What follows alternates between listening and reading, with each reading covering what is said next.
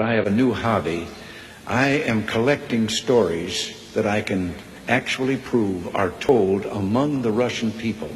They make them up themselves, they tell them between themselves, reveals they got a great sense of humor, and they've also got a little cynical attitude about things in their country.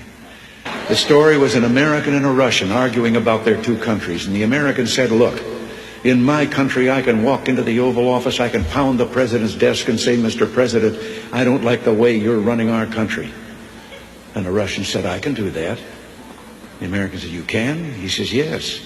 I can go into the Kremlin, to the General Secretary's office, pound his desk and say, Mr. General Secretary, I don't like the way President Reagan's running his country. I didn't tell this one to Gorbachev.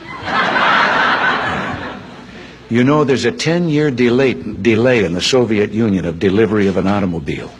And you go through quite a process when you're ready to buy, and then you put up the money in advance. This man, he laid down his money, and then the fellow that was in charge said to him, okay, come back in 10 years and get your car. And he said, morning or afternoon?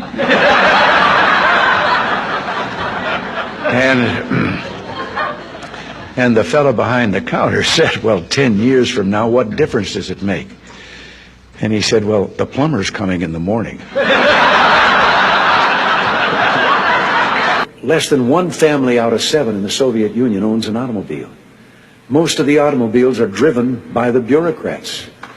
So an order went out one day to the police that anyone caught speeding, anyone, no matter who, gets a ticket.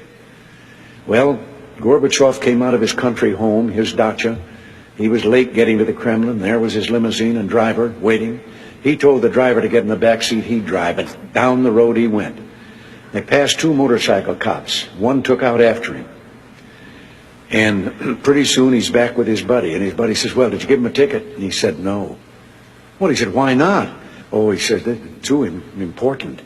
Well, he said, we're told to give anybody a ticket, no matter who it is. Oh, he said, no, this one was, I could. Well, he said, who was it? He said, I couldn't recognize him. But his driver was Gorbachev.